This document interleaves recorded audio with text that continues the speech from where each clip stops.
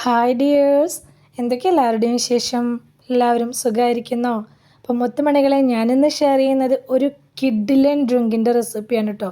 നല്ല ടേസ്റ്റുള്ള ഒരു അടിപൊളി ഡ്രിങ്കിൻ്റെ റെസിപ്പിയാണ് ഷെയർ ചെയ്യുന്നത്. ഈ പൊരിഞ്ഞ ചൂടുള്ള സമയത്തൊക്കെ ഉണ്ടാക്കി കുടിക്കാനൊക്കെ പറ്റിയിട്ടുള്ള, നല്ല തണുപ്പിച്ചുണ്ടാക്കി കുടിക്കാൻ പറ്റിയിട്ടുള്ള നല്ലൊരു ഡ്രിങ്കാണ് കേട്ടോ. അതുപോലെ വീട്ടിൽ ഗസ്റ്റൊക്കെ വരുമ്പോൾ ട്രൈ ചെയ്യാൻ പറ്റിയിട്ടുള്ള നല്ല അടിപൊളി ഡ്രിങ്കിൻ്റെ റെസിപ്പിയാണ് കേട്ടോ ഷെയർ ചെയ്യുന്നത്. അപ്പോൾ വീഡിയോയിലേക്ക് പോകുന്നതിന് മുമ്പ് വീഡിയോ എല്ലാവരും ഒന്ന് സ്കിപ്പ് ചെയ്യാതെ മുഴുവനായിട്ട് കാണാൻ ശ്രമിക്കണേ. കണ്ടുകൊണ്ടിരിക്കുന്ന സമയത്ത് ഇഷ്ടമാണെന്നുണ്ടെങ്കിൽ മറക്കാതെ ലൈക്ക് ബട്ടണും കൂടി ഒന്ന് പ്രസ് ചെയ്ത് വെക്കണം കേട്ടോ. അപ്പോൾ നമുക്കിത് എങ്ങനെ ഉണ്ടാക്കുന്നത് നോക്കിയാലോ. അപ്പോൾ അതിനായിട്ട് ഞാൻ ആദ്യം തന്നെ മിക്സിയുടെ ജാർ എടുത്ത് വെച്ചിട്ടുണ്ട്. അതിലേക്ക് ഞാൻ ഒരു റോബസ്റ്റ പഴം കട്ട് ചെയ്തിട്ട് കൊടുക്കുന്നുണ്ട്.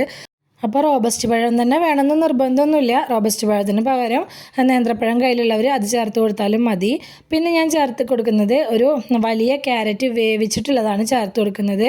അപ്പോൾ വേവിച്ച് ചേർക്കുമ്പോഴാണ് കൂടുതൽ ടേസ്റ്റ് ഉണ്ടായിരിക്കുക കേട്ടോ. അപ്പോൾ ഒരു പഴം എടുക്കുമ്പോൾ ഒരു വലിയ ക്യാരറ്റ് അങ്ങനെയാണ് എടുത്തിട്ടുള്ളത്. പിന്നെ കുതിർത്തിട്ടുള്ള ബദാമോ അണ്ടിപ്പരിപ്പ് ഏതെങ്കിലും ഒന്ന് ചേർത്ത് കൊടുക്കാം. ഞാനിപ്പോൾ ബദാമാണ് ചേർത്ത് കൊടുത്തിട്ടുള്ളത്. പിന്നെ മധുരത്തിനായിട്ട് ഞാൻ ഇതിലേക്ക് ചേർത്ത് കൊടുക്കുന്നത് ഡേറ്റ്സ് ആണ്. അപ്പോൾ നിങ്ങളുടെ ഒരു ടേസ്റ്റിനനുസരിച്ച് ചേർത്ത് കൊടുക്കുക കേട്ടോ. കുറച്ച് ഡേറ്റ്സും കുറച്ച് പഞ്ചസാരയും അങ്ങനെ ചേർക്കണമെങ്കിൽ ചേർക്കുക. പിന്നെ ഇതിലേക്ക് ഞാൻ ചേർത്തിട്ടുള്ളത് പാലാണ്. ആദ്യം കുറച്ച് പാൽ ഒഴിച്ച് കൊടുത്തിട്ട് ഇത് നന്നായിട്ടൊന്ന് അരച്ചെടുത്തുകൊണ്ട് വരിക. അപ്പോൾ ആദ്യം തന്നെ ഒരുപാട് പാലൊഴിച്ച് അരച്ചെടുക്കാൻ ശ്രമിച്ചിട്ടുണ്ടെങ്കിൽ ചിലപ്പോൾ അത് അരഞ്ഞ് കിട്ടൂല കേട്ടോ. അപ്പോൾ അതിപ്പോൾ ഒന്ന് അരച്ചെടുത്തുകൊണ്ട് വന്നിട്ടുണ്ട്. ഇനി ഇതിലേക്ക് കുറച്ച് പാലും കൂടി ഒഴിച്ചു കൊടുക്കുന്നുണ്ട്. അപ്പോൾ നിങ്ങൾക്ക് മുഴുവനായിട്ട് പാലെടുക്കണമെന്ന് താല്പര്യമില്ലാത്തവർക്ക് കുറച്ച് പാലും കുറച്ച് തണുത്ത വെള്ളം കൂടി ഒഴിച്ചു കൊടുത്തിട്ട് അങ്ങനെ അടിച്ചെടുക്കാം കേട്ടോ. ഞാനിപ്പോൾ കുറച്ച് പാൽ തന്നെയാണ് ഒഴിച്ചു കൊടുത്തിട്ടുള്ളത്. പിന്നെ 2 ഏലക്കായൻ്റെ സീഡ് മാത്രം അതിലേക്ക് ചേർത്ത് കൊടുത്തിട്ടുണ്ട്. അതും കൂടി ചേർത്ത് കൊടുക്കുമ്പോൾ നല്ലൊരു ടേസ്റ്റും മണമായിരിക്കും കേട്ടോ നമ്മുടെ ജ്യൂസിന്. എന്നിട്ട് വീണ്ടും നന്നായിട്ട് തന്നെ ഒന്ന് അടിച്ചെടുത്തുകൊണ്ട് വരിക. ഞാനിതപ്പോൾ ഒന്ന് അടിച്ചെടുത്തുകൊണ്ട് വന്നിട്ടുണ്ട്. അപ്പം നമ്മുടെ ഈ ജ്യൂസ് എത്രത്തോളം ലൂസായിട്ടും തിക്കായിട്ടും വേണം നോക്കിയിട്ട് അതിനനുസരിച്ചാണ് ഇതിലേക്ക് നമ്മൾ പാലാണെങ്കിലും വെള്ളമാണെങ്കിലും ഒക്കെ ചേർത്ത് കൊടുക്കേണ്ടത് കേട്ടോ. അപ്പോൾ ഞാൻ ഇപ്പോൾ കുറച്ചൊരു കട്ടിക്കാണ് എടുത്തിട്ടുള്ളത്. കാരണം ഇതിലേക്ക് ഇതുപോലെ കസ്കസ് അതുപോലെ ഐസ് ക്യൂബ്സ് ഇതൊക്കെ ചേർത്ത് വരുമ്പോൾ കുറച്ചും കൂടി ഒന്ന് ലൂസായിട്ട് വരും കേട്ടോ. അപ്പോൾ ഞാനിപ്പോൾ കുറച്ച് കസ്കസ് കുതിർത്തതും കുറച്ച് ഇതുപോലെ ബദാം ഒന്ന് ഗ്രേറ്റ് ചെയ്തതും കൂടി ഞാൻ ചേർത്ത് കൊടുത്തിട്ടുണ്ട്. ഇപ്പോൾ നിങ്ങൾക്ക് കസ്കസും ബദാമും ഗ്രേറ്റ് ചെയ്തതൊക്കെ എത്രത്തോളം വേണം നോക്കിയിട്ട് അതിനനുസരിച്ച് ചേർത്ത് കൊടുക്കുക കേട്ടോ.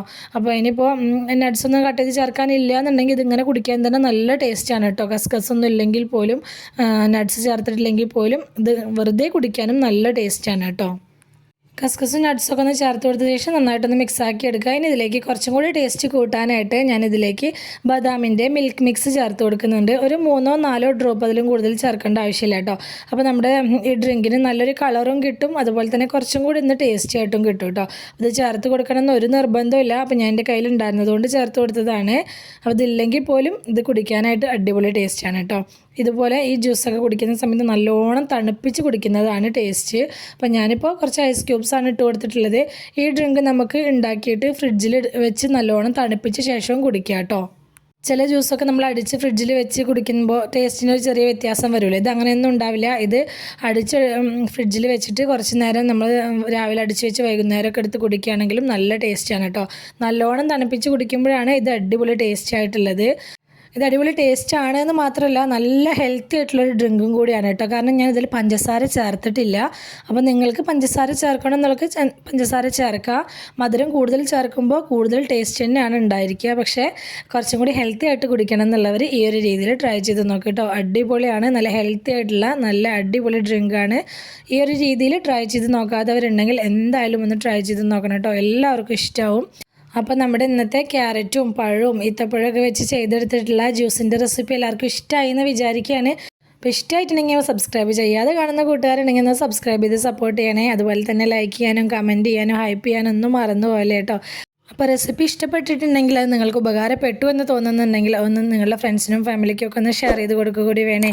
ഇതുവരെ കൂടെ നിന്ന് സപ്പോർട്ട് ചെയ്തിട്ടുള്ള എൻ്റെ എല്ലാ മുത്തമണികൾക്കും ഒരുപാട് നന്ദി.